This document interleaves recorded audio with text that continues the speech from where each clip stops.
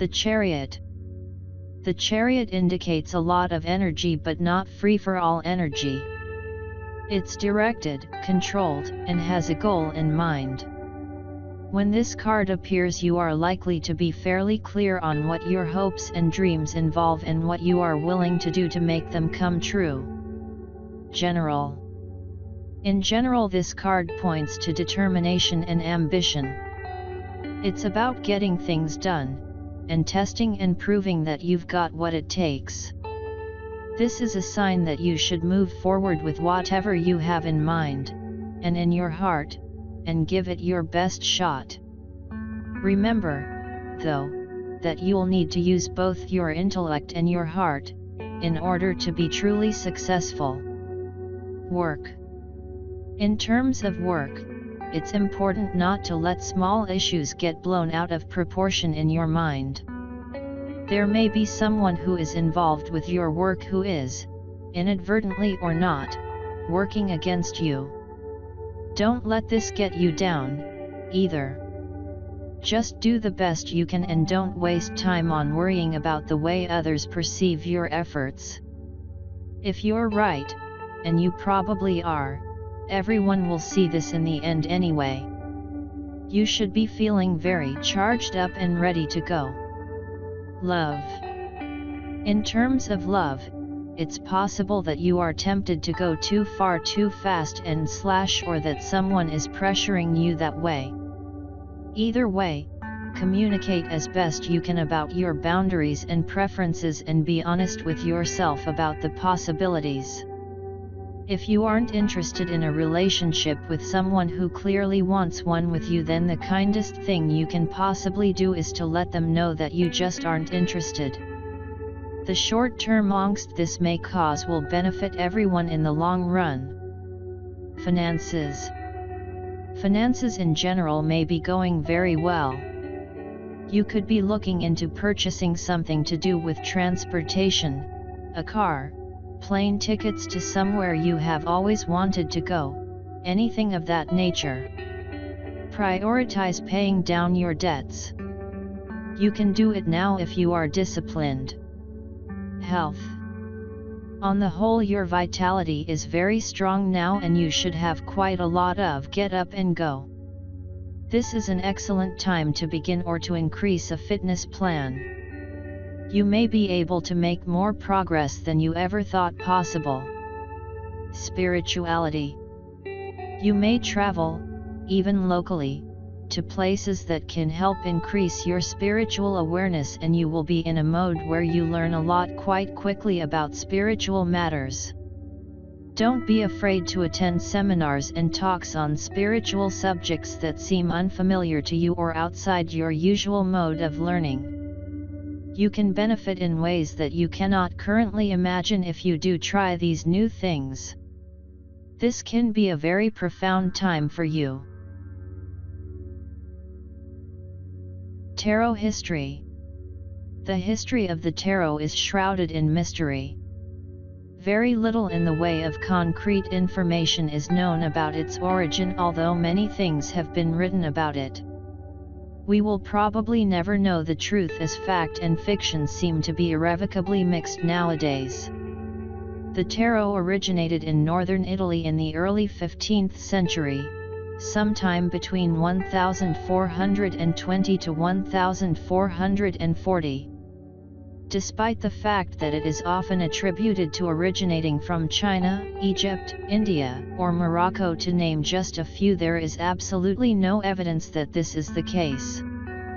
Nor, as is often quoted, is there any evidence whatsoever that the tarot was brought to Europe by the Romanis. The name tarot is often attributed to being Egyptian, Hebrew, or Latin. This is not the case. The earliest names are all Italian in origin. The cards were originally called carte de triomphe. Around 1530 the word tarocchi began to be used to differentiate them from a new game of triumphs that was in vogue at the time. The etymology of this new word is unknown. The German variant was known as tarot and the French tarot. The symbolism for the tarot is drawn from the culture of medieval and Renaissance Europe. The tarot subjects are distinctive to European Christendom. The symbolism does not come from Egypt or any of the other exotic locales often mentioned. It is often stated that modern-day playing cards evolved from the tarot. This is not the case. Modern-day playing cards came to Europe courtesy of Islam. They were an adaptation of the Islamic Mamluk cards. They appeared quite suddenly in many different European cities between 1375 and 1378. These early cards had suits of cups, swords, coins, and polo sticks, and courts consisting of a king and two male underlings. The tarot adds the Fool, the trumps, and a set of queens to this system. Sometime before 1480, the French introduced cards with the now familiar suits of hearts, clubs, spades, and diamonds. The Joker is not original to either the early form of modern-day cards, or to the tarot, but instead originated in the USA around 1857 and was used as a wild card in poker as well as the highest trump in euchre.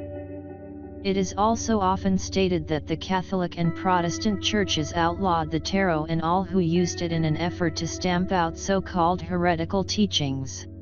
This is not the case.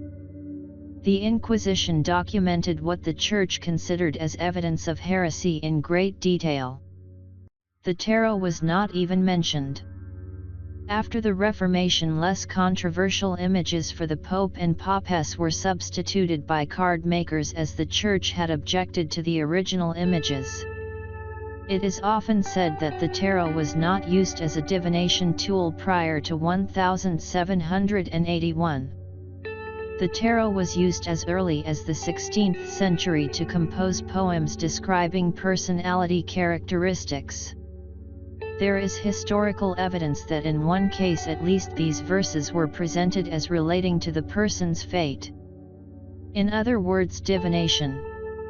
Divinatory meanings were assigned to the tarot in Bologna in the early 1700s, and this is the first unambiguous evidence of tarot divination. Ordinary playing cards were connected with divination as early as 1487. It is not unreasonable to think that the tarot was also. The tarot has often been attributed with being a pillar of Western esoterica occultism. This is certainly not the case. The first occult writers to discuss the tarot were Court de Gabellin and the Comte de Melot in 1781. The tarot was not mentioned in any occult work for the first 350 years of its existence. The terms Major Arcana, Minor Arcana, High Priestess, and Hierophant are anachronistic when referring to the older tarot decks. The historically appropriate terms are the Trumps and the Fool, the suit cards, Papess or Popess, and Pope.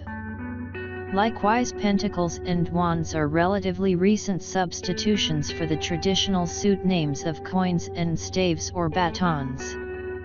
The original Italian titles of the cards were in some cases different from the later French titles that have become familiar to us through the Tarot de Marseille and its descendants. Also, the ordering of the trumps varied considerably in Italy where the cards originated.